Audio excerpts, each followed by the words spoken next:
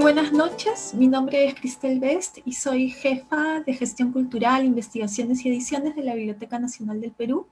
Les damos la bienvenida a la quinta sesión del programa de literatura peruana, un ciclo de conferencias magistrales que se transmiten en vivo todos los lunes, miércoles y viernes de 7 a 8:30 de la noche. El programa de literatura peruana propone acercar a la ciudadanía a nuestra creación literaria que aporta a la construcción de nuestros imaginarios e identidades a lo largo del tiempo. En el presente bloque temático denominado Literatura y Surgimiento de la Nación, es un gusto contar con la participación del profesor Marcel Velázquez, a quien a continuación presentamos. Marcel Velázquez es doctor en literatura latinoamericana por la Universidad Andina Simón Bolívar de Ecuador. Es bachiller en Derecho y diplomado en Estudios de Género por la Pontificia Universidad Católica del Perú. Es licenciado y magíster en Literatura por la Universidad Nacional Mayor de San Marcos, donde cursó el doctorado en Historia. Enseña en la Facultad de Letras y Ciencias Humanas de la Universidad Nacional Mayor de San Marcos. Ha dirigido el Instituto de Investigaciones Humanísticas de San Marcos entre el 2011 y 2013, el Fondo Editorial de la misma universidad entre el 2016 y 2017, y actualmente se desempeña como director general de Biblioteca y Publicaciones de la Universidad Nacional Mayor de San Marcos. Es autor de varios libros, entre ellos El revés del marfil, Nacionalidad, Etnicidad, Modernidad y Género en la literatura peruana, del año 2002, Las máscaras de la representación, El sujeto esclavista y las rutas del racismo, del año 2005, y La mirada de los gallinazos, cuerpo, fiesta y mercancía en el imaginario sobre Lima, del año 2013. Ha colaborado en diversas revistas académicas, codirige con Raquel Chan Rodríguez el proyecto académico internacional Historias de las Literaturas en el Perú, auspiciado por el Ministerio de Educación. Ha recibido el Premio Nacional de Ensayo Federico Villarreal y el primer premio del Concurso Nacional de Ensayo Jorge Basadre Groman en el 2004. A continuación, nuestro expositor, Marcel Velázquez, presentará la conferencia titulada Novelas del siglo XIX, Nación, Sexualidad y Racismo. Buenas noches, Marcel, bienvenido y gracias por participar en el programa de literatura peruana. Buenas noches a todos los asistentes en el Zoom y en las redes sociales. Gracias, Cristel, por la presentación.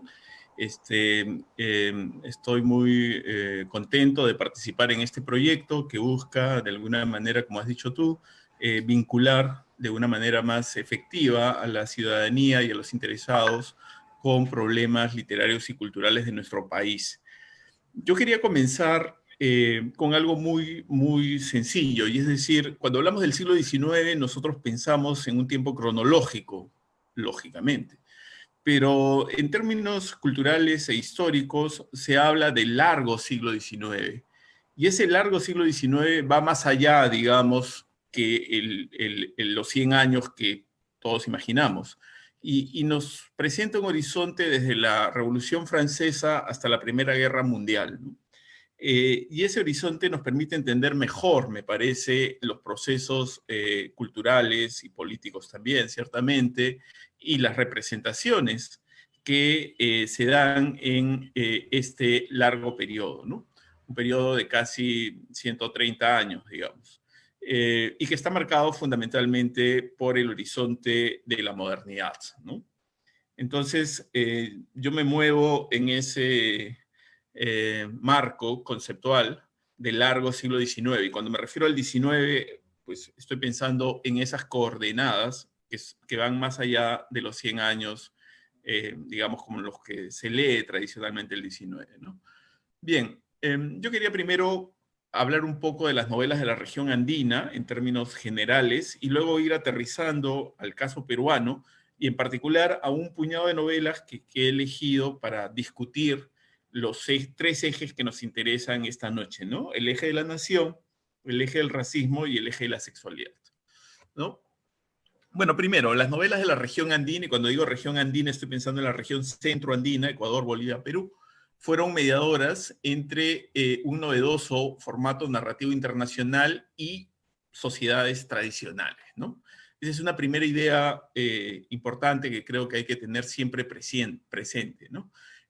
La novela es un formato narrativo internacional, es un fenómeno cultural que va más allá de una nación y que tiene su propia historia y su propio devenir, que no vamos a discutir hoy, pero que en este siglo XIX va a entrar en contacto con sociedades tradicionales.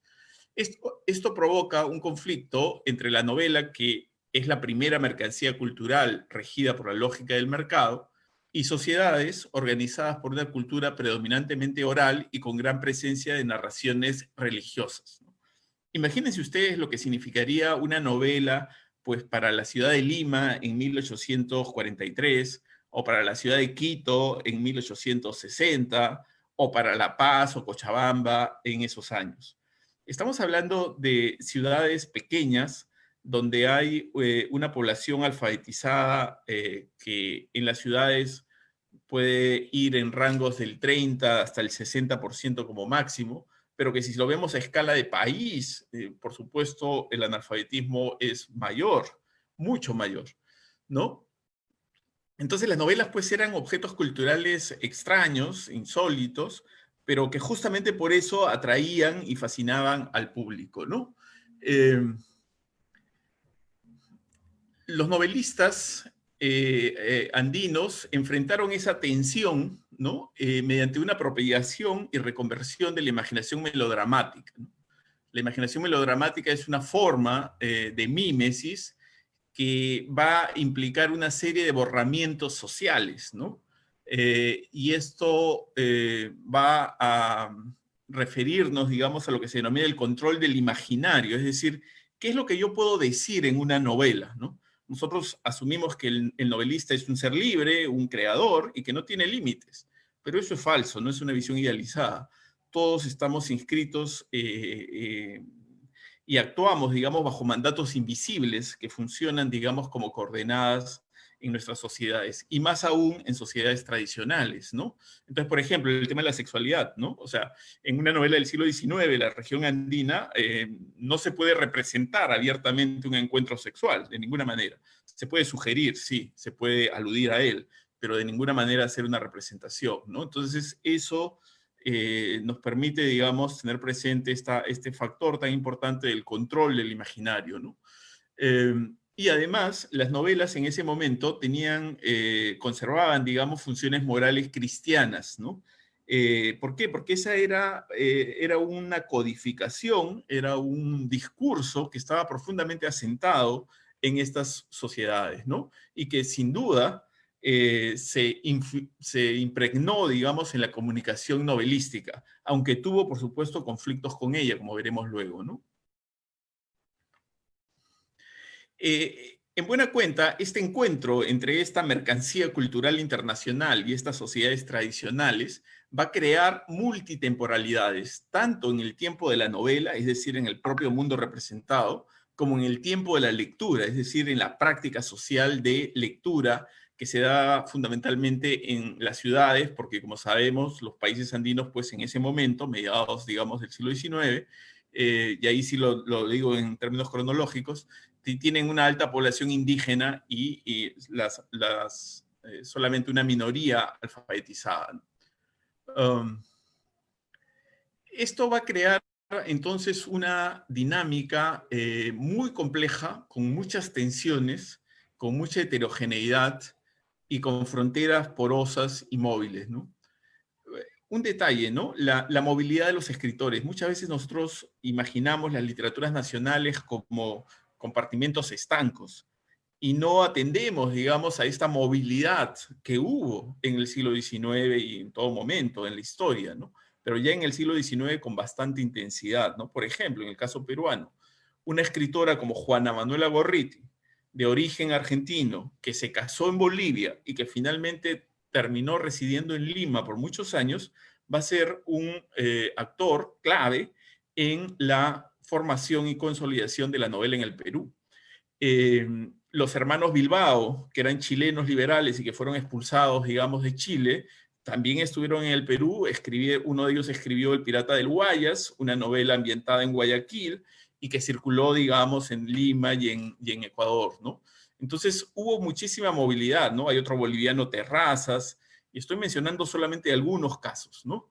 Entonces Lima, digamos, de alguna manera funcionaba como un pequeño foco de atracción en todo este espacio andino, donde concurrían, digamos, diversos escritores que dinamizaron el campo novelístico, ¿no? Lima, como decía, es la ciudad más integrada, además, al circuito internacional de las novelas de folletín, ¿no? Y esto es clave entenderlo, porque la novela comienza en la década de 1840, en el caso peruano, a partir de la novela de folletín. La novela de folletín es una novela por entregas que se publica, digamos, de manera discontinua en un soporte material de publicación periódica, normalmente en un diario. Entonces, en el comercio de Lima, el comercio, como saben ustedes, comenzó en 1839. Desde 1840 nosotros ya encontramos una apuesta editorial del comercio por las novelas de folletín. Y publicaba novelas de folletín de autores europeos, principalmente franceses e ingleses. Y gradualmente ocurrió lo que ustedes ya imaginarán, y es que autores peruanos comenzaron a publicar novelas en el comercio y novelas de folletín. Entonces, las tres primeras novelas en el Perú tienen esa característica, ¿no? Lima de aquí a 100 años, de Julián M. del Portillo, de 1843, Gonzalo Pizarro, de Manuel Asensio Segura, del año 44, 45, estoy citando de memoria, disculpen la precisión del año, y El Padre Orán, de 1848. ¿No? Las tres novelas se publicaron como novelas de folletín y además en el mismo lugar, El Comercio. Entonces, la experiencia de la lectura de la novela no pasaba por el libro. El libro todavía, para el libro literario, el libro de novelas, era casi un objeto cultural no identificado, digamos, en este momento. Las novelas se publicaban en revistas y en periódicos, como estamos viendo, ¿no? Quiero ir un poco al tema religioso ya para terminar esta introducción general, ¿no? Había una numerosa literatura religiosa que circulaba, por supuesto, desde antes del siglo XVIII en toda la región andina y también, por supuesto, en el Perú y en Lima, ¿no? Y entre esos libros había algunos que eran particularmente relevantes, ¿no? El Flos Santorum, por ejemplo, que era la vida de santos, el Año Cristiano o el Cotidiano, ¿no? Que eran libros que tenían una misión de catequesis y también, digamos, de resumen del dogma religioso católico, ¿no? Seguramente ninguno de los que me está escuchando ha tenido algún libro de estos entre manos, pero si le preguntan a sus abuelos o bisabuelos, probablemente sí, ¿no? Yo he visto, por ejemplo, todavía El Año Cristiano en manos de mi abuela, ¿no? Bueno, estos libros, que eran parte, digamos, de la sociabilidad cultural de estos países en el siglo XIX, tenían una serie de textos narrativos religiosos y constituyeron un archivo de relatos, trayectorias morales e imaginarios sociales que influyeron en diversos grados en la estructura narrativa de las novelas y influyeron a través de fórmulas, de secuencias narrativas como por ejemplo pecado, expiación, redención, o en paralelismos antagónicos, ¿no? Que vamos a ver en varias novelas andinas, trayectorias, digamos, antagónicas de personajes, ¿no? Algunos caracterizados por el mal moral y otros, digamos, por el decoro y la decencia, ¿no? Pero también influyeron en la idealización del héroe mártir, ¿no? El personaje que tiene que morir para cumplir su cometido, el sentido moral católico, de claro contenido pedagógico en muchas novelas, la exaltación de la virginidad femenina, que era un valor que se cotizaba, digamos, mucho en ese mundo, en esas coordenadas ideológicas, y la búsqueda de la trascendencia, ¿no? Entonces, cuando nosotros vemos el corpus de novelas andinas del siglo XIX, vamos a ver esta vinculación, esta apropiación y reconversión de estos códigos narrativos religiosos, ¿no? Por supuesto que también hay diferencias. y gradualmente, conforme se va consolidando un corpus propio de novelas, las novelas andinas van a ir alejándose de este modelo y van a empezar a trazar más bien intertextualidades con el sistema literario mundial. Un último punto para terminar esta introducción general. Cuando llegan las novelas de folletín y empiezan a ser leídas, van a generar una gran atracción entre jóvenes y mujeres en particular, ¿no? Todos los testimonios de época inciden en que son los jóvenes y las mujeres las que más leen las novelas de folletín. Pero esto va a provocar una reacción de la Iglesia, va a provocar un ataque religioso moral de la Iglesia contra estas novelas de folletín extranjeras, ¿no? ¿Y por qué se las ataca? Se las ataca porque se piensa que estas novelas van a modelar las conductas de las lectoras, ¿no? Van a influir, van a transformar, digamos, no solo las ideas, no solo las creencias, sino las prácticas sociales de estas lectoras, ¿no? Lo que, digamos, yo he trabajado como el poder biotecnológico de la novela, pero no voy a entrar a ese punto, ¿no? Entonces, hubo un feroz ataque contra estas novelas que felizmente no disminuyó su lectoría. Fue una batalla perdida, digamos, de la Iglesia Católica y los sectores más conservadores, porque las novelas de folletín siguieron publicándose, siguieron leyéndose y cada vez más ganaron un espacio dentro de la cultura, ¿no? Pero sí es cierto que la novela de folletín como tal dio paso a otra forma, que ya era la novela en formato de libro, una novela asociada, digamos, a códigos de alta cultura. La novela de folletín estaba vinculada más bien a una cultura protomasiva, ¿no? O de lectoría popular. Y la novela de folletín no desapareció, convivió, digamos, con las novelas que se publicaban en libro, pero la novela de folletín empezó a ser asociada con ciertos valores que se percibían como negativos, ¿no? Conforme se consolidaba, digamos, una sociedad cada vez más burguesa, con los valores de lo que se consideraba en ese momento, pues, el progreso y la civilización occidentales, ¿no? Entonces, la novela de folletín quedó, digamos, como un producto residual asociado a lo popular y asociado a lo femenino, ¿no? Bien. Sin embargo, hay una contradicción muy interesante que vale la pena anotar en esta parte general de conceptos, y es que las novelas de folletín ofrecían en sus mundos representados muchas veces sociedades jerárquicas y tradicionales, pero tenían una forma de circulación y de distribución muy moderna a través del mercado, ¿no? Porque se vendían a través del diario.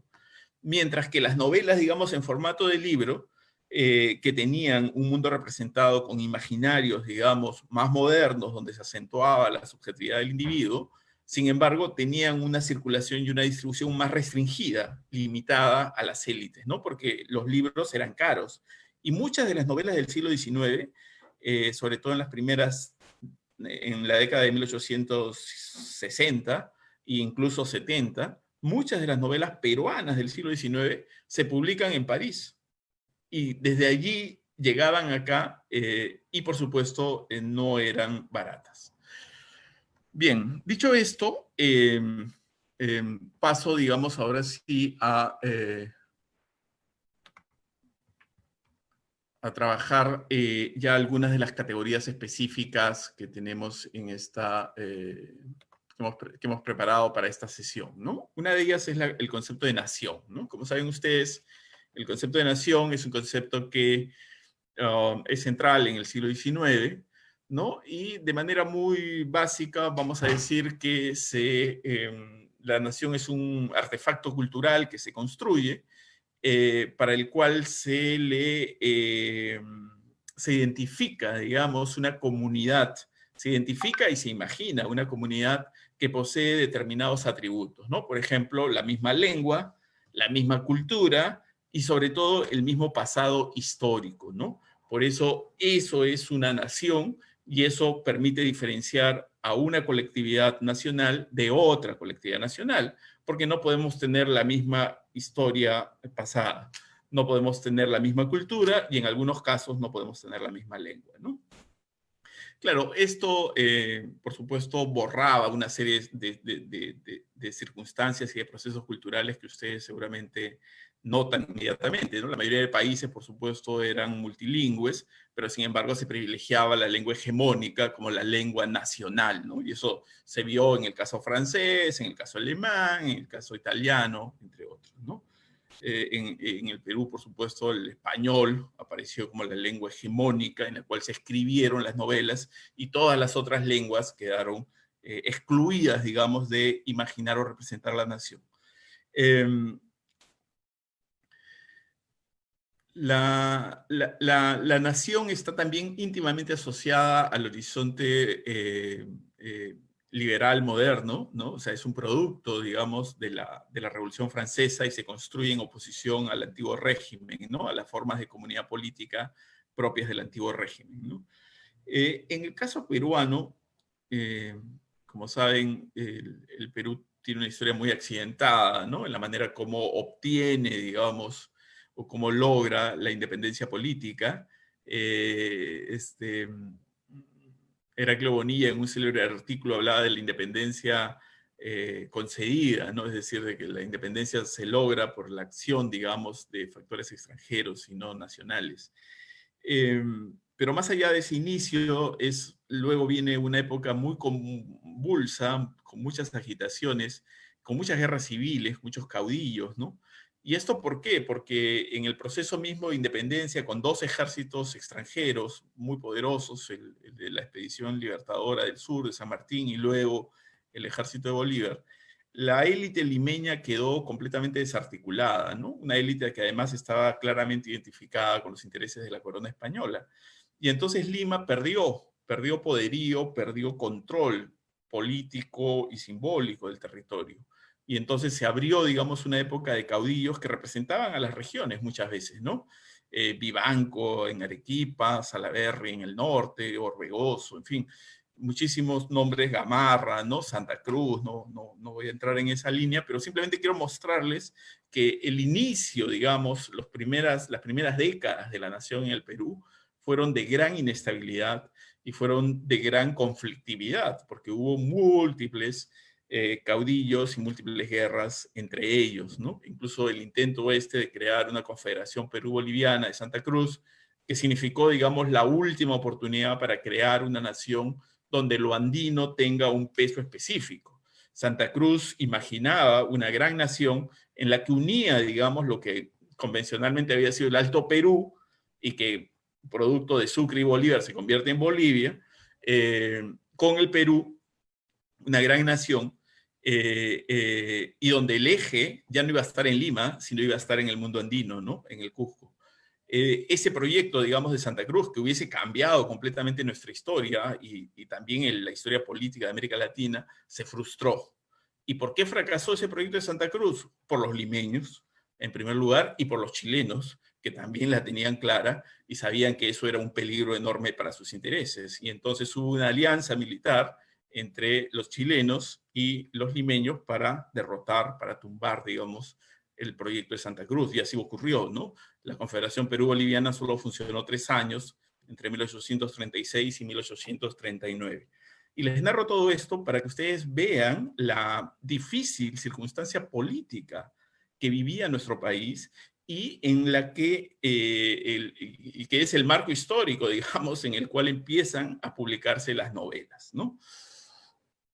Bueno, la primera novela en el Perú es una novela que se llama Lima de aquí a 100 años, del año 1843, escrita por Julián M. del Portillo, y es una novela que responde a un imaginario liberal, a un imaginario que confía en el progreso, que confía en el desarrollo urbanístico y que confía en una nación próspera, civilizada, que ha superado, digamos, esta etapa de guerras y conflictos y que está abierta, digamos, al mundo a través del comercio, ¿no? Se imagina Lima como una ciudad puerto, ¿no?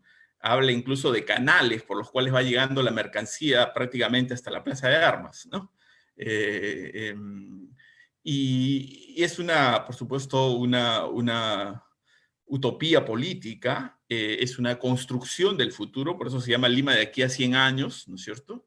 Pero es muy interesante que la primera novela en el Perú no sea pues una novela realista, no sea una novela costumbrista, sino sea una novela que más bien imagina el futuro, ¿no? Imagina el futuro porque obviamente está muy descontenta con lo que ve a su alrededor en ese momento, ¿no? Por todo lo que he dicho antes. Entonces imagina una sociedad distinta, pero además una nación que está regida por los ideales de la civilización y el progreso, digamos, en códigos occidentales, y donde lógicamente los criollos urbanos limeños son los que tienen la batuta de la nación, ¿no?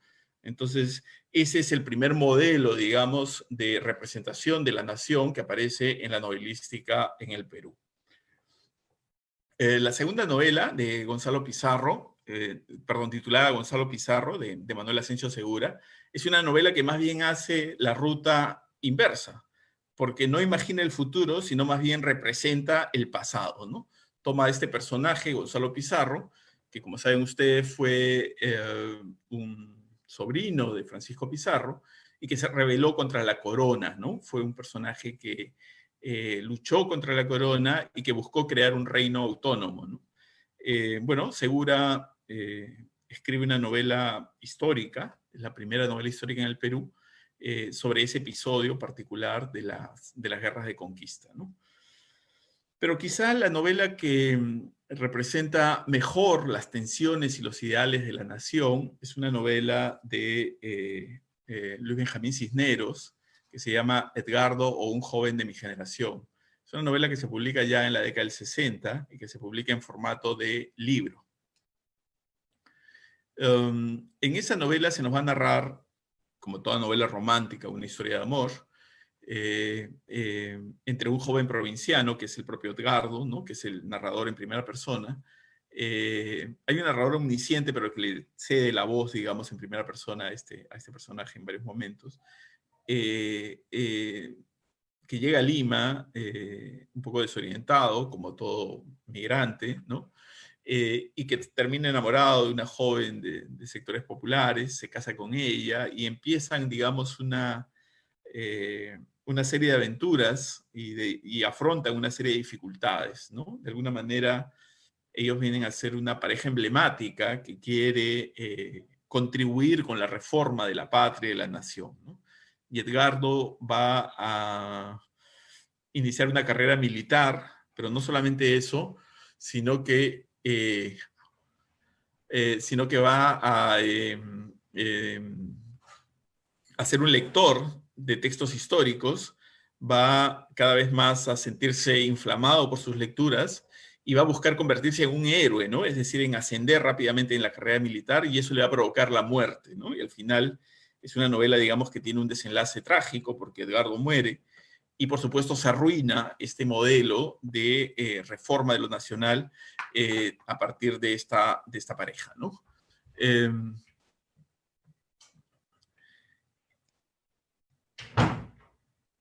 Luis Benjamín Cisneros tiene otra novela también muy conocida, Julia, ¿no? Que es una novela romántica también, son las dos novelas de él.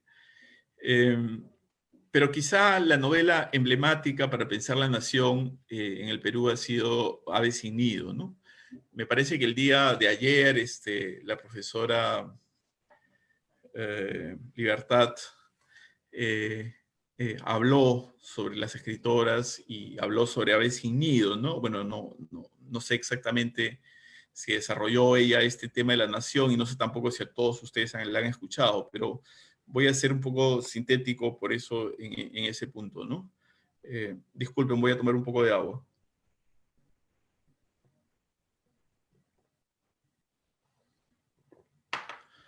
Bueno, entonces, ¿qué pasa con Ave sin nido? Ave sin nido ya se escribe en una época más avanzada, después de la guerra con Chile, 1889.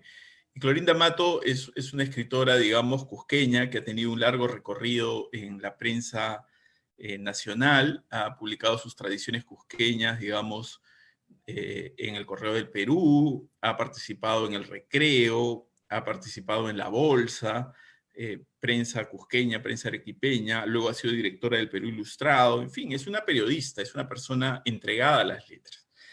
Y ella nos ofrece esta novela. Voy a compartir pantalla para mostrarle algunas imágenes para que sea más didáctica la presentación. Bueno, ella no es Mercedes, es Mercedes Cabello, pero acá está Clorinda Mato, quiero tenerla acá de fondo. Uy, es la última. Acá está en el Búcaro Americano, ¿no? Pero bueno, después voy a contar por qué está ahí en el Búcaro Americano. Pero bueno, Clorinda Mato escribe esta novela Ave sin nido, y lo hace, digamos, articulando dos narrativas, ¿no? La narrativa familiar y la narrativa de la nación. Ave sin nido es una novela que tiene elementos propios del realismo, y hay una gran discusión sobre si es una novela indianista o es indigenista. No quiero entrar a ese debate. Lo cierto es que representa el mundo de Quillak, un mundo, un pueblo indio, y la historia de dos jóvenes que pierden a sus padres, producto, digamos, de la violencia y el atropello de las autoridades, y que van a ser recogidas, ¿no? Por una familia moderna, con una mirada occidental, que son los Marín, ¿no? Que están instalados en ese pueblo y que se enfrentan a los poderes locales que están articulados entre sí. El cura, el prefecto, el juez, el alcalde, todos están jugando en pared para seguir, digamos, explotando y expoliando a los indígenas. Y de pronto llega esta pareja de extranjeros, los Marín, y con ideas distintas, y por supuesto se produce un choque, un conflicto, ¿no? Lo interesante acá es que se usa el título Ave sin nido, alude, ¿no?, a esta situación, digamos, de desamparo de la población indígena, pero también a la falta, a la ausencia, pues, de un hogar, de un espacio, digamos, de refugio y de identificación, ¿no? Ahora, la historia coquetea, digamos, con el tema del incesto, que es un tema muy común en las novelas andinas, y acá una diferencia general, ¿no? Cuando uno revisa las novelas del 19 europeo, el gran tema es el adulterio, ¿no? Ana Karenina, Madame Bovary, pero cuando uno ve las novelas andinas, más bien los temas van por el incesto y por la violación, ¿no? Es otra la dinámica de la sexualidad, y eso tiene que ver, por supuesto, con la característica de las sociedades mucho más cerradas, mucho más con hegemonía, digamos, del patriarcado más feroz que había acá, y el control de los cuerpos familiares incluso, ¿no? Bueno, ¿qué pasa con Ave sin nido? Pues la pareja, ¿no? Margarita y Efraín, es una pareja que no puede culminar, digamos, su romance, porque resulta que son hijos del mismo padre, y no lo sabían, ¿no? La novela lo descubre. ¿Y por qué son hijos del mismo padre? Porque sus madres, en un caso una mujer indígena y en el otro caso una mujer mestiza, pero que eran del mismo pueblo, de Quillak, han sido violadas por el mismo varón. ¿Quién ha sido ese señor? Ha sido, por supuesto, el cura del pueblo, ¿no? Y eso remite a otro tópico del 19 muy importante, que es el cura violador, ¿no? La figura del cura violador no es una figura novedosa, no es algo que se ha descubierto, digamos, a fines del siglo XX o inicios del XXI, con todas las denuncias que conocemos de pederastia en todo el mundo, ¿no? Es algo que tenía una larga estructura y que lo podemos encontrar incluso en Huamampoma, ¿no? En el siglo, inicios del XVII, finales del XVI. Fue constante, digamos, la depredación sexual de los curas en el espacio andino, ¿no? Y esta novela, Quillak, de alguna manera nos muestra también eso, ¿no? Porque estos jóvenes que se enamoran, pues ven frustradas, digamos, sus expectativas amorosas, porque descubren que son hermanos y que por lo tanto no hay ninguna posibilidad de que ese romance continúe, ¿no? Entonces también ellas son aves sin nido porque no pueden formar la familia nuclear. Y vean ustedes cómo, a través de distintas alegorías con estas novelas que he ido mencionando, se va construyendo un discurso sobre lo nacional que es muchas veces un discurso postergado, fracturado o imposible, ¿no? no hay, digamos, novelas que ofrezcan una comunidad nacional a través de romances fructíferos, ¿no? En el caso de Julia, por ejemplo, una novela de Cisneros, Julia engaña, digamos, o no engaña, sino se casa con otro y no se casa con su amor, ¿no? Con el amor de toda su vida, ¿no? Porque está este dilema muy típico del 19 entre amor y matrimonio, ¿no? Muchas novelas se construyen a partir de esta oposición, ¿no? O sea, por un lado está el amor, pero por otro lado está el matrimonio, que normalmente era impuesto y era decisión de la familia, ¿no? Justamente parte de la afirmación de la subjetividad del 19 pasa por la recuperación del deseo amoroso y la derrota, digamos, de esos matrimonios por arreglo, ¿no? Pero bueno, en el caso de Ave sin nido, la cosa pues acaba mal, digamos, ¿no? Porque no hay posibilidad de que esa pareja joven represente a la nación. A pesar de que él tenía todos los ideales y los valores y los atributos, digamos, que la nación reclamaba, y por el otro lado Margarita también, ¿no? Entonces, lo que podemos decir es que, claro, siempre habrá por ahí algún ejemplo distinto, pero que en términos generales podemos decir que las novelas del 19 formalizan una nación fracturada, una nación postergada, una nación en la que se acentúa, digamos, el conflicto y la disonancia, ¿no? De tiempos heterogéneos, pero también de sujetos culturales que provienen de distintas áreas, ¿no? En el caso de Margarita, por ejemplo, Margarita es una mestiza, ¿no? Porque el cura era un cura español, su madre india, pero es una mestiza que ha sido criada, digamos, en un espacio totalmente indígena y no aprende a leer tardíamente y expresa, digamos, todas las dificultades de ese sujeto social andino en el 19, ¿no? Clorinda Mato fue una gran activista, no solamente escribió novelas, es más, su época de novelista, digamos, son 3 novelas, ¿no? Ave sin nido, Índole y Herencia, y es entre 1889 y 1895, es decir, 6 años, pero el resto de su vida se la pasa ella escribiendo relatos, leyendas, artículos, de distinta índole. Y ella era cacerista, estaba ligada a Cáceres, justamente por esta idea de una nación que ponga el acento en el mundo andino.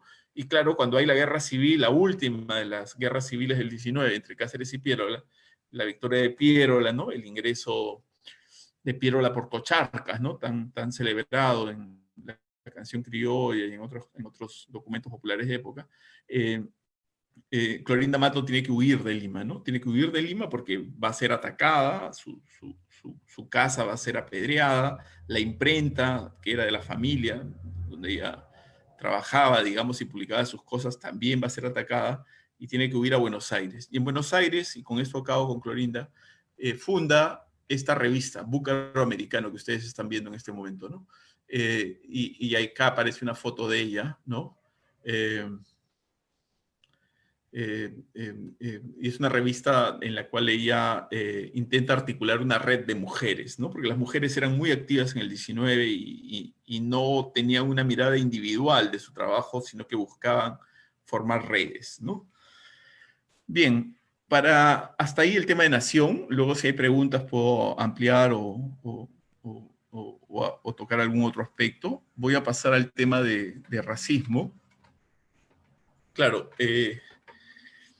el tema del racismo es un tema siempre polémico, siempre contemporáneo, ¿no? Lo estamos viendo, todo lo que ha ocurrido en Estados Unidos en los últimos meses, a partir de la violencia, digamos, institucional contra la población afrodescendiente, ¿no? Y el movimiento ya internacional, ¿no? De Black Lives Matter, que vuelve a poner el punto, digamos, en una sociedad que reproduce desigualdades y que crea finalmente instituciones que segregan, marginan, restan oportunidades a la población racializada, ¿no? En ese caso la afro-norteamericana, pero si lo vemos en el caso peruano, pues también tenemos múltiples sujetos sociales que han sido víctimas de un racismo histórico y las propias instituciones, digamos, reproducen muchas veces esas desigualdades, ¿no? Bueno, el racismo estuvo asociado entonces a varios fenómenos en el siglo XIX y en particular en la novela del siglo XIX, que es lo que nos convoca, ¿no? Por un lado, el racismo tiene que ver con esta construcción cultural de una diferencia étnica o racial que se esencializa y se moraliza, ¿no? De manera que eh, para el ojo racista, para la perspectiva racista, un sujeto no tiene valores propios, sino que está determinado por su pertenencia, por su adscripción a un grupo étnico específico, ¿no? Y de esa manera se lo puede discriminar con mayor facilidad y se lo puede segregar, ¿no? En el caso del Perú, la gran institución que estableció, digamos, los códigos del racismo fue la esclavitud, ¿no? La esclavitud, una institución jurídica colonial, ¿no? Que duró muchos siglos y que recién terminó en 1854, ¿no? Con la abolición de la esclavitud por parte de Ramón Castilla. Pero ¿qué pasó después de la abolición de la esclavitud? Lo paradójico es que cuando había esclavitud, el discurso racista era débil, inconexo, y tenía que ver más con construcciones culturales deshumanizadoras, pero no funcionaba, digamos, como una maquinaria de significaciones articulada al Estado, ¿no? Y a la política.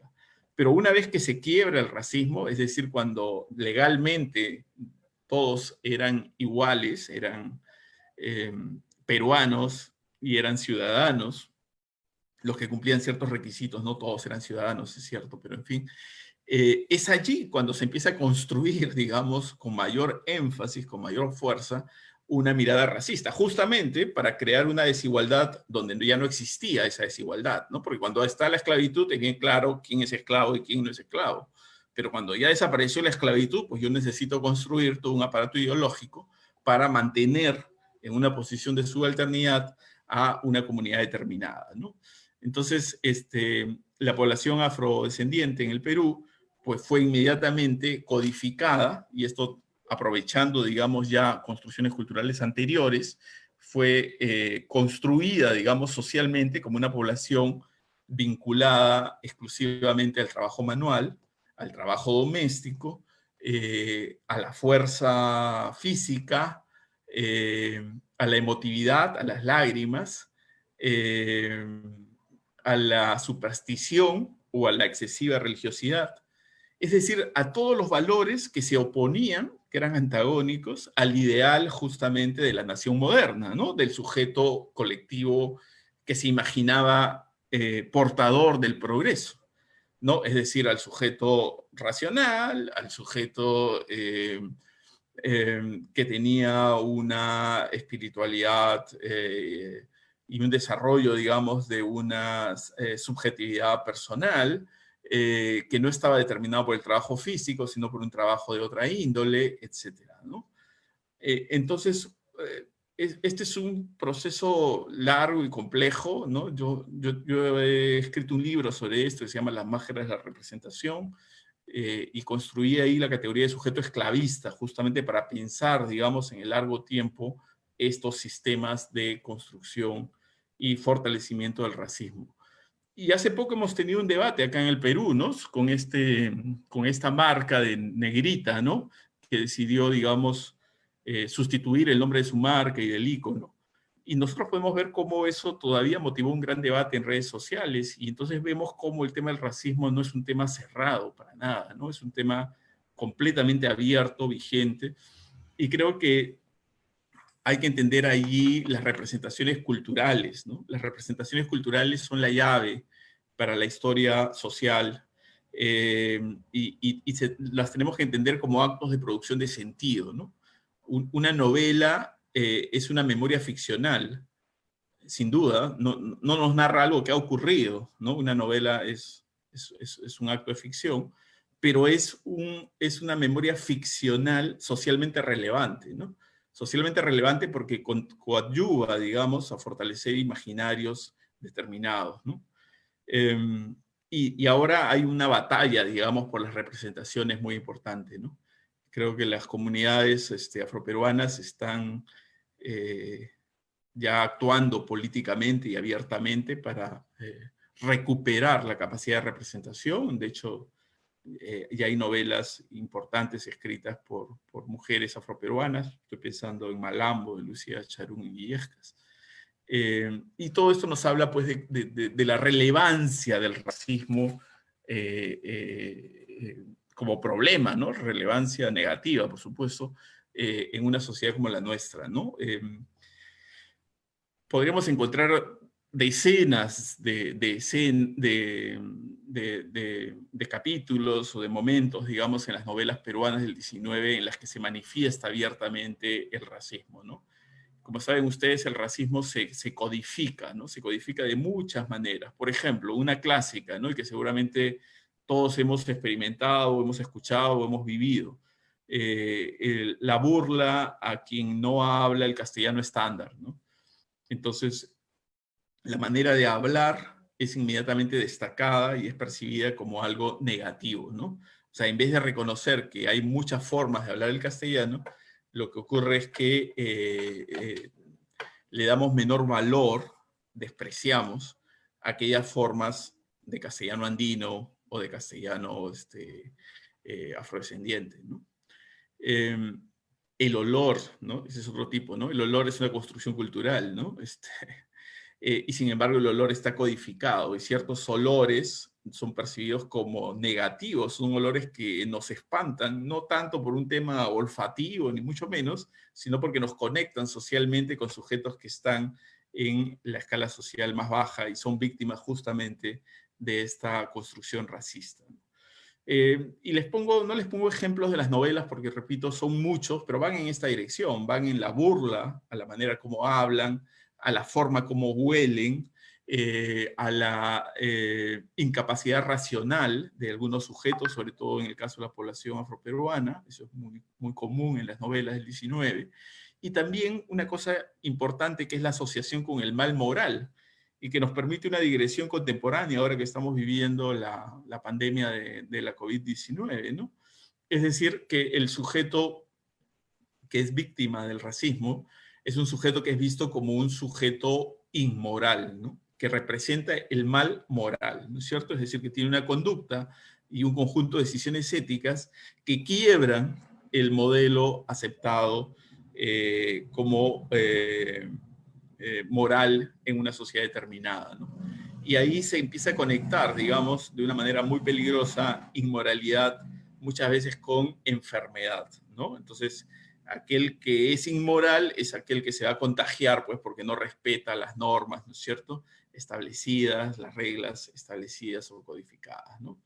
En un ejemplo para poner de una novela específica, y ya que estamos con Clorinda, de la novela Herencia, ¿no? En Herencia, novela de 1895, de Clorinda Mato de Turner, hay un personaje que se llama Espíritu Cadenas, noten el nombre, ¿no? Espíritu Cadenas, que es por supuesto una mujer afroperuana, lavandera, pobre, que vive en un callejón del Molino, eso es en los barrios altos, y que va a representar, digamos, ese mal moral, ¿no? ¿Por qué mal moral? Porque es una mujer que no atiende a sus hijos, que se va de rumba, que está más interesada, digamos, en la fiesta e incluso en el sexo, ¿no?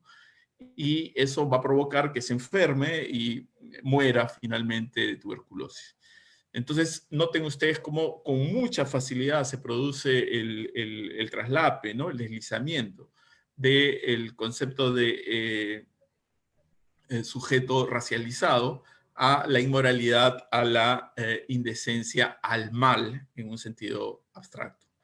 El racismo entonces va a aparecer una y otra vez en textos narrativos del largo siglo XIX, y no solamente allí, va a continuar, digamos, en el siglo XX, ¿no? Por ejemplo, una novela como Matalaché, que muchos celebran y que consideran, digamos, una victoria en la representación de lo afroperuano, pues es una novela que exalta al mulato, ¿no? Que exalta a este personaje, seguramente varios han leído la novela, ¿no? José Manuel, ¿no?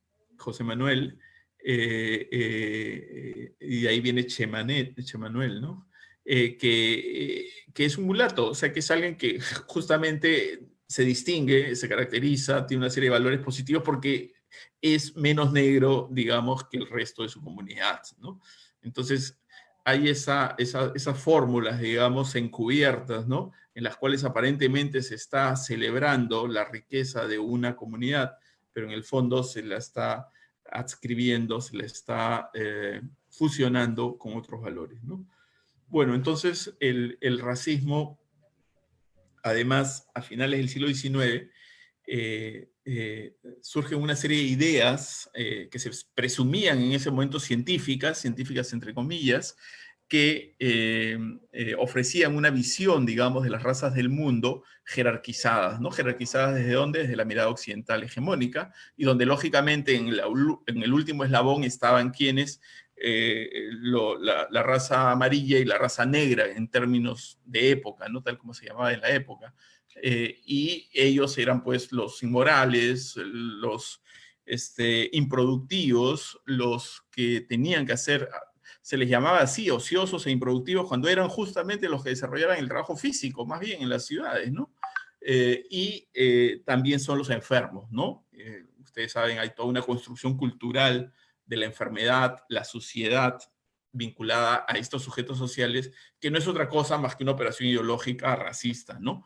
Y que en las novelas vamos a ver repetida, como decía, varias veces, incluso entre aquellas escritoras que eran progresistas, digamos, para los términos de la época, como Clorinda Mato, ¿no? Clorinda Mato no puede escapar, digamos, a la mirada del sujeto esclavista y reproduce, digamos, estas representaciones de la mujer afro en esta novela que les mencionaba, Herencia, ¿no?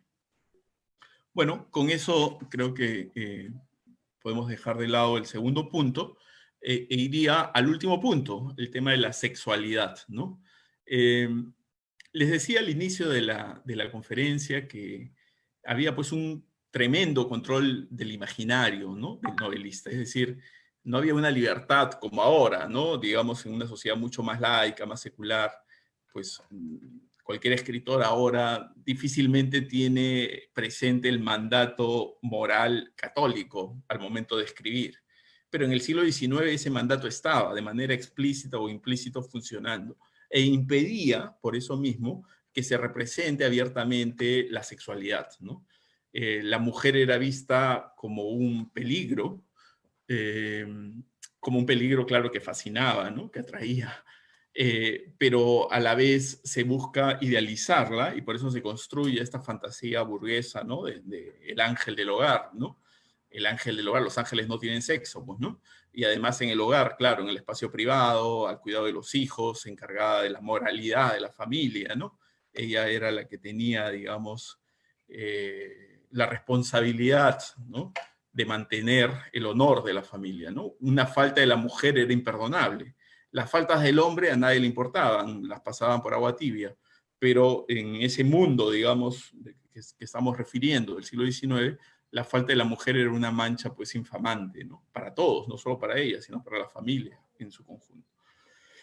Entonces, claro, el tema de la sexualidad es un tema elidido, es un tema borrado, digamos, de la mayoría de las novelas del siglo XIX.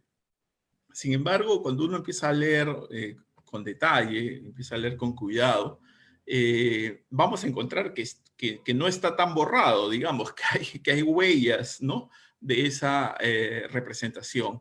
Y con claridad lo podemos ver incluso en novelas románticas tan codificadas y a veces estereotipadas como las de Luis Benjamín Cisneros, ¿no? Por ejemplo, cuando se produce el romance entre Edgardo y la novia, pues hay una escena en la que están juntos, ¿no? Se besan y dice algo así como, y de pronto ella quedó aturdida y perdió la conciencia, ¿no? Nada más, no va a decir nada más la novela, pero ya el lector entiende qué cosa pasó allí, ¿no?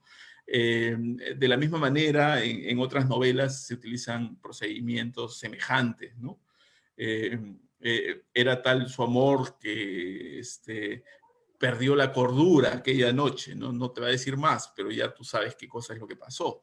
Entonces, es esta forma, digamos, de representar la sexualidad la que impera. Pero hay otro punto que tiene que ver con esto de una manera directa, y es, por supuesto, el, la relevancia que adquiere el matrimonio en las novelas del siglo XIX, ¿no? El matrimonio era justamente una institución que estabilizaba, pues, el deseo sexual, que lo contenía y lo orientaba hacia un solo objeto, y de alguna manera era, pues, un contrato que legitimaba una relación amorosa, ¿no? Por eso les mencioné yo antes esta dualidad entre amor y matrimonio, ¿no? Muchos textos del 19, las grandes novelas del 19 también, tienen que ver con esto, ¿no? Por eso es tan importante el adulterio en las novelas 19 europeas, ¿no? Y en el caso peruano hay algunas novelas que van en ese sentido, pero sobre todo el matrimonio va a ser como la culminación natural de un romance, ¿no? La sexualidad está orientada, digamos, hacia esa institución, y es solamente dentro del matrimonio que se va a permitir o se va a posibilitar, digamos, los encuentros sexuales legitimados por la sociedad, ¿no? También hay un tema, porque todo se va mezclando, ¿no? Sexualidad y racismo se mezclan claramente, ¿no? También hay un tema en cuanto a qué parejas pueden vincularse, ¿no? Por ejemplo, la sexualidad está íntimamente marcada por la posición de clase, ¿no? El lugar social que tienen las personas, ¿no? La gente decente, y decente entre comillas, ¿no? Cada vez que alguien se llama decente hay que sospechar. La gente decente, digamos, se casa con otros miembros del grupo, y los sectores populares se casan con sectores populares. Es muy raro encontrar, digamos, estos cruces, ¿no? Transversales, digamos, entre clases sociales en la novela del 19. Eh, pero, sin embargo, sí se permite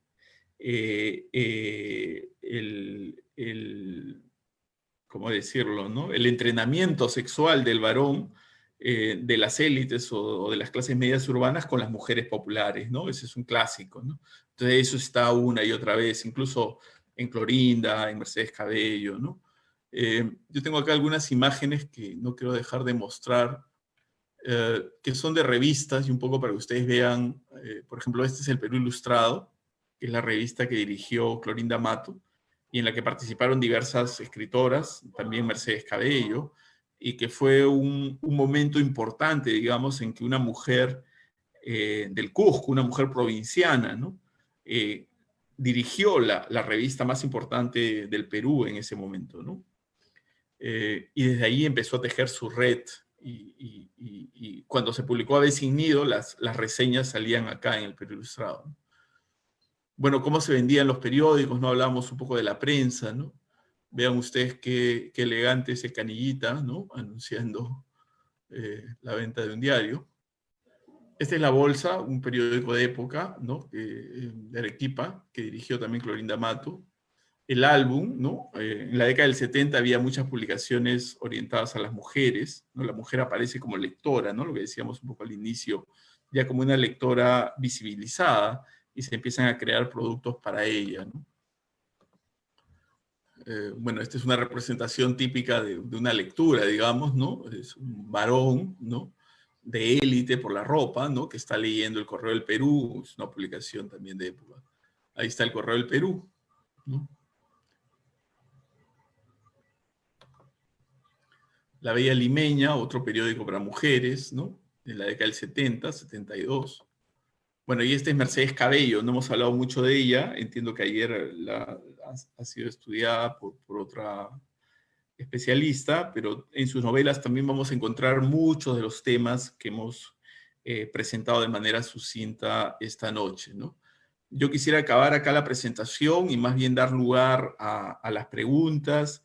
Quisiera cerrar simplemente diciendo que la novela, las novelas, digamos, las novelas conforman y determinan el imaginario nacional, ¿no?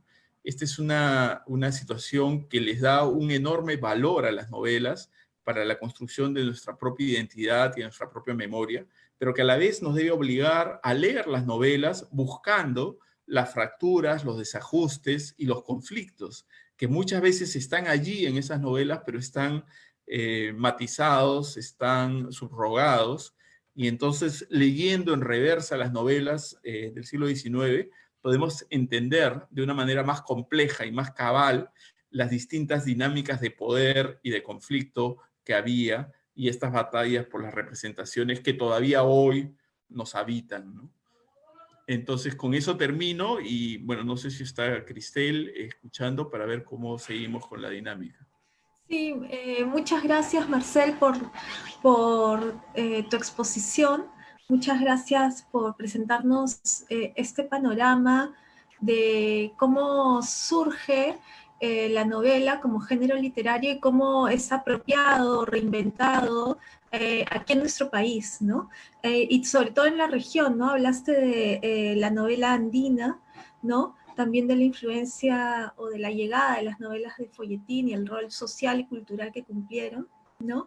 En relación al ámbito popular y a lo femenino. Me llamó también mucho la atención esta idea que planteaste que la mujer y también los jóvenes, ¿no? Aparecen como lectores, ¿no? Y aparecen, me imagino, como sujetos sociales, culturales, al producirse, ¿no? Digamos, contenidos culturales dirigidos a ellos. Eh, y también toda esta presentación que has hecho, ¿no? Sobre cómo la novela realista predominó en el siglo XIX, a fines del siglo XIX, y cómo destacaron estas dos escritoras, Clorinda Mato de Turner y Mercedes Cabello de Carbonero. También, si deseas hablar un poco más de Mercedes Cabello, sería bueno, porque justamente en la conferencia anterior no se la mencionó tanto. Y bueno, han Dos surgido palabras. varias. Sí, sí, Adelante, sí. sí, sí, me parece importante porque a veces es cierto, nos fijamos mucho en Clorinda y descuidamos a Mercedes, ¿no? Una primera cosa es que Mercedes también es de provincia, ¿no? Y creo que eso hay que destacarlo. O sea, las dos grandes escritoras, las dos grandes novelistas del siglo XIX son de provincia. Clorinda del Cusco, Mercedes Cabello de Moquegua. Y son dos mujeres que llegan a Lima y triunfan en Lima, triunfan en el sentido literario, cultural, es decir, logran una audiencia y una visibilidad muy importante. Entonces, esto un poco también para contradecir, a veces hay una mirada muy estereotipada del feminismo, ¿no? Que las mujeres subordinadas, dominadas. También hubo casos de una presencia importante en la escena oficial, ¿no? Tanto Clorinda como Mercedes, digamos, van a ser las figuras más visibles después de la guerra con Chile y hasta el 1895, ¿no? En el caso de Mercedes Cabello, además, hay una audacia muy particular, y es que escribe una novela contra Lima, que es bien interesante, que es Blancasol. Blancasol no es solo una novela, digamos, sobre los vicios de una mujer eh, adinerada o que quiere vivir, digamos, una vida de mujer rica, sino es una novela contra Lima porque trabaja muy bien una serie de prácticas sociales y de sensibilidad criolla limeña, y son deconstruidas, son cuestionadas y socavadas en la propia novela, ¿no?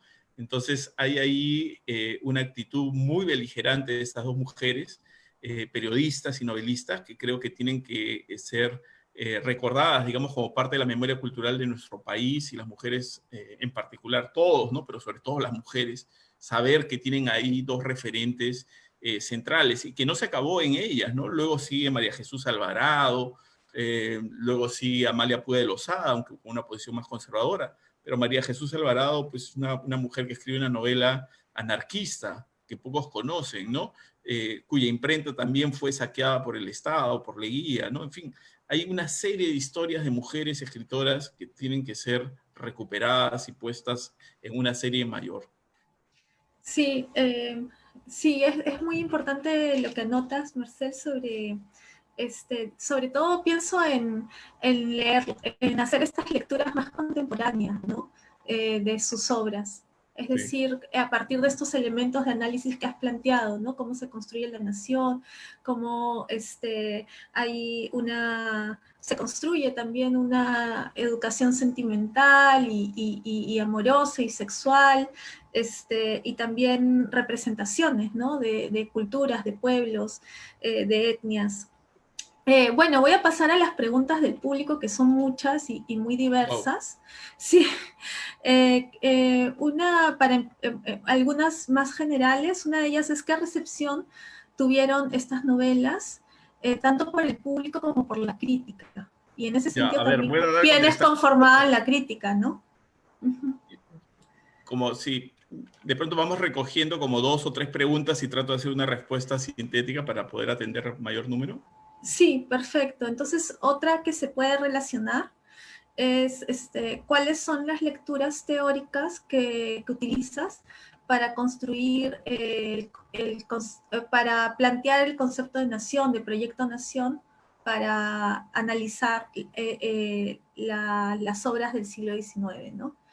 Eso por un lado, y otra que se podría también relacionar es, en el caso de las tradiciones de Ricardo Palma, si estas se pueden considerar como novelas o son un género totalmente diferente.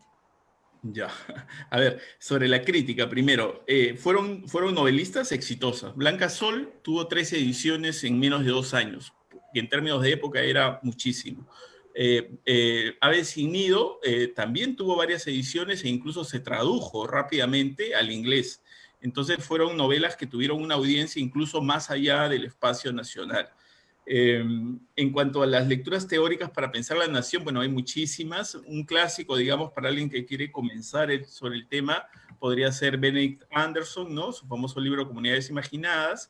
Y para una crítica a esa postura desde marcos más bien postcoloniales, Chakrabarty o Buja podrían ser útiles entre muchos otros, ¿no?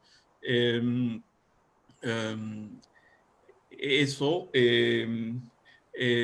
Después me preguntaba sobre las tradiciones, ¿no? De Palma.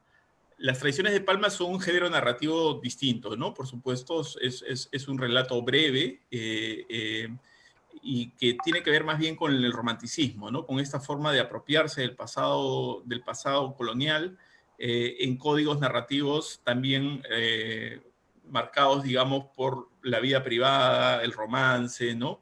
La ambición, ¿no?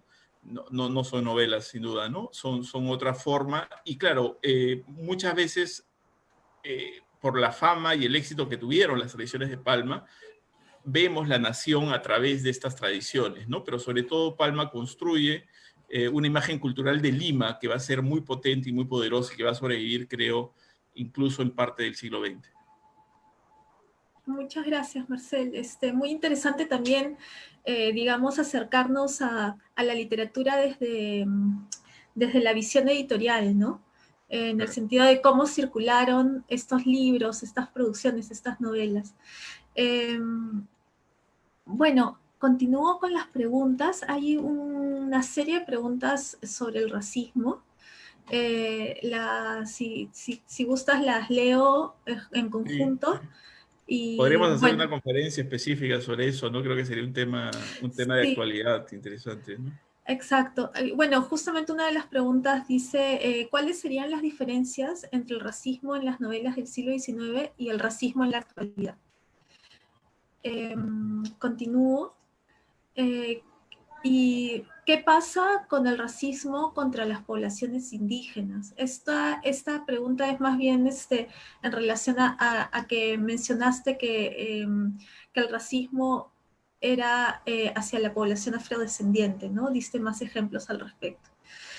Eh, en relación a en el momento en que la población eh, afroperuana, bueno, o la población esclavizada, digamos, en el momento en que se abolió la esclavitud, eh, perdón, más bien, reformulo, ¿cómo se le llama el trabajo o a qué trabajo se dedicaron la población, la comunidad afroperuana después de la abolición de la esclavitud? Ya, hasta ahí para no perderme. Ya. Ujú. Sobre lo primero, no, claro, yo puse el ejemplo del racismo contra la población afro, pero por supuesto que existió racismo también contra las poblaciones, los migrantes asiáticos, contra los chinos. Fue un racismo brutal, tremendo, ya en el siglo XIX y que se va a hacer cada vez más fuerte incluso a inicios del siglo XX, ¿no? Y vinculado con el tema de las enfermedades, con el tema de las epidemias, particularmente la peste bubónica, ¿no? La famosa destrucción del callejón Otaiza en el barrio chino, va a estar ligado a eso y va a revelar, digamos, una violencia institucional legitimada por los sectores sociales y en ese caso particular del racismo contra los chinos, incluso ejercido, es decir, experimentado ese racismo desde los propios sectores populares. O sea, los sectores populares limeños, urbanos, ejercían un violento racismo contra la población china. Y también, por supuesto, los indígenas, ¿no? Alguien lo menciona por ahí en la pregunta, por supuesto que existe un racismo contra los indígenas. Yo creo que el excelente título de un artículo de Cecilia Méndez puede ayudarnos a sintetizar el racismo en el siglo XIX, ¿no? Incas sí, indios no, ¿no? La visión de las élites criollas era vindicar, reivindicar el pasado incaico, enaltecerlo, ennoblecerlo, vincularlo con una gran civilización, con un gran imperio, pero los indios del presente, los indígenas del presente, la población, digamos, andina, era vista por encima del hombro y era objeto de violentas prácticas racistas que pasaban por la burla de la comida, de la forma de hablar, de la forma de vestir, y por supuesto los excluía, digamos, del capital simbólico de las élites criollas, ¿no? Se me fue una más, me dijiste. Sí, que es en relación a las diferencias entre el racismo en las Ah, novelas del siglo XIX y me el parece racismo en la importante. actualidad. Ujú. Este, claro que hay diferencias, ¿no? El racismo en la actualidad es un racismo más soterrado, más invisible, pero es un racismo que organiza y articula todavía gran parte de nuestras relaciones sociales, ¿no? Eh, Mientras que el racismo del siglo XIX era mucho más explícito y se representaba de una manera gráfica, mucho más evidente, había una... eh, fascinación, digamos, sexual, donde se mezclaba lo sexual y lo racial por la mujer afrodescendiente, por ejemplo, pero eso es algo que ahora nadie lo diría de esa manera abierta, pero sigue funcionando en una serie de códigos publicitarios o incluso en la manera como se celebra a esta comunidad, ¿no? A través de los bailes, ¿no? Esta erotización del cuerpo femenino. Entonces, también vemos continuidades, ¿no? O sea, puede ser que la forma tan explícita y que a veces puede ser incluso hasta agresiva, ¿no es cierto?, que encontramos en las novelas del 19 ya no se va a repetir ahora, pero la lógica del sistema de construcción del racismo sigue funcionando, ¿no? Muchas gracias. Y bueno, había otra pregunta que es la de ¿a qué se dedicó la población Ah, sí, claro. afro después de la abolición de la esclavitud? Bueno, fue terrible porque era una población que no estaba, digamos, preparada para afrontar una situación así y quedaron relegados, quedaron asociados a los trabajos menos productivos, a los trabajos de la venta ambulatoria, del servicio doméstico, continuaron, digamos, reproduciendo parte de esos oficios, ya no en calidad de esclavos, sino en calidad de sirvientes, y es una población, digamos, que no recibió eh, ninguna política pública, ¿no? Para poder mejorar sus habilidades laborales y estuvo siempre asociada a trabajos no modernos y a trabajos empobrecidos, digamos, en el sentido de que no había posibilidad de salir de un círculo de pobreza, ¿no? Fue muy duro. Sí, muchas gracias, Marcel. Sí, hubo varias preguntas en relación al racismo. Creo que es un tema muy actual, ¿no? Y Sí. en relación hay otra serie de preguntas. Una es respecto a Clorinda Mato de Turner y Búcaro Americano. Preguntan por cuánto tiempo fue publicada esta revista y si se llegó a distribuir o a conocerse en otros países hispanoamericanos. Y en el Hice, mismo sentido, hay otra pregunta que dice, ¿cuál fue la influencia de Clorinda Mato en otras escritoras de la región? ya. Sobre primero el Búcaro Americano, ¿no? El Búcaro Americano era una revista que tenía una pretensión continental, ¿no? Clorinda enviaba, digamos, ejemplares de la revista a distintas ciudades de Sudamérica, sobre todo a sus redes que ella ya había construido desde Lima, ¿no? El Búcaro Americano se publicaba en Buenos Aires, pero con el Búcaro Americano ha pasado una situación, eh, digamos, una mezcla de azar y de circunstancias que han impedido que se difunda masivamente. La única colección completa del Lúcaro Americano que yo conozco es la que está en un colegio nacional de Buenos Aires. Y para acceder a él es todo un lío. Yo he logrado estar 2 horas con el material, pero no te dejan tomar fotos. Bueno, eso fue hace algunos años, ojalá que hayan cambiado las políticas. Y entonces no se tiene acceso, digamos, a toda la colección, ¿no? Que fue muy importante y que de hecho además fue una manera de vivir de Clorinda Mato, porque ella tenía que generar ingresos, digamos, ¿no? Era profesora y además escribía el Búcaro Americano y eso le permitió luego pasearse también por Europa ya como escritora invitada, ¿no? Al final de su vida. Muy bien.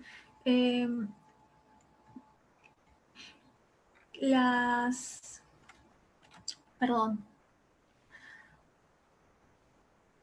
En relación a las publicaciones periódicas o sea, las revistas y diarios del siglo XIX, ¿cuáles eran las diferencias temáticas de las que se dirigían a las mujeres y a los hombres, ¿no? Lo primero que hay que decir es que en el siglo XIX hay como varios modelos, digamos, de prensa, ¿no? Hay una prensa muy política, muy ligada a caudillos militares o a procesos electorales. Hay una prensa que pretende, digamos, tener una mayor rango de temas, ¿no? Y una mayor perdurabilidad en el tiempo, como el caso del comercio, por ejemplo, o el Correo del Perú, que tuvo 8 años, la revista de Lima, ¿no? Que eran publicaciones en que se tocaban temas que iban más allá del día a día en las revistas, ¿no? Pero para el caso particular de las mujeres, lo que se buscaba era una revista que sintonizase con los supuestos intereses de la familia, ¿no? Eran revistas para la mujer y la familia. Es decir, eran revistas para ser leídas en el espacio privado, ¿no? Y eso es importante porque muchas veces las otras revistas más bien eran una invitación a la acción pública, ¿no? Al lector masculino, ¿no? Y acá no. Entonces, ¿qué temas había en esas revistas? Había mucho, por ejemplo, sobre el cotilleo social, la crónica social, que es lo que pasaba en Lima, sobre teatro, sobre modas, que empezó a verse como un tema, ¿no? Importante en los últimos 30 años del 19, literatura, por supuesto, sobre todo más poesía que narrativa, y temas que tenían que ver con la educación de los hijos, ¿no? O sea, esos eran un poco los ejes que se le ofrecía, como si fuese lo único que le interesaba, pero tenía que ver pues con estas imágenes paradigmáticas de la mujer que había en ese momento. Además hay que pensar que es una prensa de clases medias para arriba, ¿no? O sea, es para la mujer ilustrada, es para la mujer que tiene la capacidad económica de comprarla y que vive, digamos, en espacios urbanos y que está sociabilizada de esa manera. Muchas gracias. Bueno, otra pregunta en relación a la temática de la sexualidad es, es si hubo censura institucionalizada sobre la sexualidad en la novela. Esa es la pregunta, si hubo censura institucionalizada. Sí, claro que sí. Hubo muchas, por ejemplo, ahora recuerdo, no un caso de novela, pero justo un caso que estoy estudiando para un libro que estoy preparando sobre imaginarios culturales de las epidemias. Estaba revisando acuarelas de Pancho Fierro y en una acuarela aparece una enfermera, una hermana de la caridad religiosa, que está bailando una zamacueca con un enfermo, ¿no? En el hospital. Y cuando Pancho Fierro dibujó, digamos, esa acuarela y se hizo pública, pues lo detuvieron unos días por atentado contra el honor y el pudor. Entonces, claro que había todo un mecanismo de censura institucional, ¿no? Que funcionaba de diversas maneras. Incluso Clorinda Mato fue objeto de una censura, no por Aves sin Nido, sino por un texto que se publicó en el Perú Ilustrado, ¿no? Entonces, sí, claro que funcionaban mecanismos institucionales de censura amparados, digamos, en valores católicos y en este concepto tan significante, digamos, vacío, que es el pudor, el honor y las buenas costumbres. Eh, sí, bueno, volviendo a Clorinda Mato de Turner, a su obra, el público ha presentado más preguntas. Y hay dos que se relacionan. Una, si hay muestras de racismo en aves nido, es una pregunta, y otra es que se relaciona si hay cierta concepción de inferioridad del indígena en esta novela. Sin duda sí a las dos, ¿no? La construcción del indígena se acepta en Aves, o sea, en el proyecto, digamos, nacional de Aves sin Nido, eh, las, el indígena es un proceso semejante al de Matalaché, ¿no? O sea, el indígena que se va a incorporar a la familia moderna es un mestizo, es en este caso una mestiza, ¿no? Margarita, ¿no? Y hay en algunos momentos una mirada, claro, racialista y Clorinda Mato pues era un personaje de su época, no podía, digamos, eludir esas configuraciones ideológicas que colocaban muchas veces al indígena en una situación de incapacidad y que requería protección, ¿no? O sea, había un paternalismo, digamos, ¿no? O sea, el indígena en sí mismo no podía valerse, era necesario que venga un extranjero moderno, liberal, y que lo proteja, lo acoja, lo redima, ¿no? Entonces, claro, eso también es una forma, ¿no es cierto? A pesar de que marcada, digamos, por el paternalismo y la caridad, pero que es una forma también de eh, jerarquizar los grupos sociales, ¿no? Eh, Bien, ha sido una larga jornada. Sí, y definitivamente quedan algunas preguntas, pero podemos... hay una última pregunta que me parece importante, que es ¿cómo, cómo desarrollar, digamos, estos análisis, estos aspectos, o cómo compartir estos análisis en la escuela? Es una de las preguntas, ¿no? ¿Cómo leer estas obras en la escuela hoy en día? Bueno, a mí me parece muy importante siempre leemos desde el presente, ¿no? Y leemos desde lo contemporáneo y desde los problemas contemporáneos. Entonces yo creo que si a un alumno uno le habla del racismo aquí y ahora en Estados Unidos, digamos, o en el Perú, y desde allí aborda un texto del 19, el interés del muchacho o de la muchacha va a ser mucho mayor. Si uno habla desde el aquí y ahora de la reivindicación, digamos, de las mujeres, de la lucha de las mujeres, por ahí vi una pregunta decía si Clorinda Mato era o no feminista. Yo creo que no.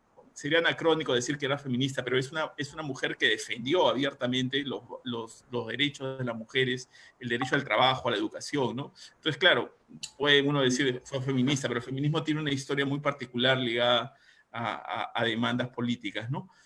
Pero claro, entonces desde el problema del feminismo actual, bueno, está bien, leamos a las escritoras del 19 y veamos en qué medida nos pueden seguir interpelando, porque yo creo que si la literatura no te interpela, no te va a interesar y la vas a dejar de lado, ¿no? Entonces tienes que, desde la escuela yo diría, buscar una agenda de problemas y desde esos problemas ir a la literatura y encontrar en la literatura representaciones y batallas por la memoria de esos problemas, ¿no? Muchas gracias, Marcel. Realmente lo más rico, interesante, no sé, es que ha generado muchas preguntas, tu exposición, ha Qué generado bueno, muchos me alegro. comentarios y mucha inquietud y justamente ha generado este efecto interpelador, ¿no? De preguntarnos sobre nuestro presente, también sobre la idea de nación. Eh, sobre las relaciones sexuales, tanto en aquel tiempo como en la actualidad, amorosas, cómo se construye, ¿no? Este universo emotivo, afectivo, sentimental, y que también se vincula a lo moral, ¿no? Eh, eh, bueno, también quería, para ir cerrando, compartir los saludos que hemos recibido de distintos lugares. Hemos recibido saludos desde la Biblioteca Antonio Loret Bastidas de Cuenca, Ecuador, y de la Biblioteca Municipal César Vallejo de Puente Piedra, también desde la ciudad de Piura, y desde Venezuela, perdón, Venezuela, Brasil y Nueva Jersey en Estados Unidos. Y desde Pasco también y desde Huacho. Seguramente van a aparecer más saludos desde Chiclayo, desde otras ciudades y lugares del país.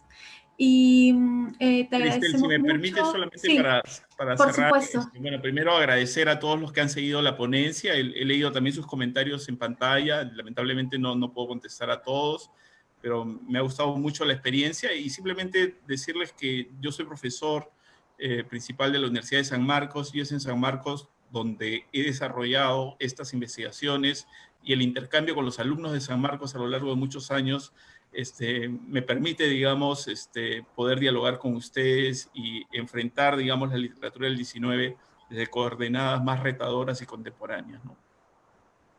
Sí, muchas gracias, Marcel, y buenas noches con todos, con todas. Nos volvemos a encontrar el viernes 24 de julio. Vamos a tener la participación de la profesora Yolanda Westphalen, quien va a presentar la conferencia Las mujeres de Amauta, arte, literatura y política. Además, aprovechamos en invitarlos al conversatorio que se va a realizar el día de mañana, jueves 23 de julio a las 7 de la noche, dentro del ciclo Cómo nos pensamos los peruanos, las peruanas.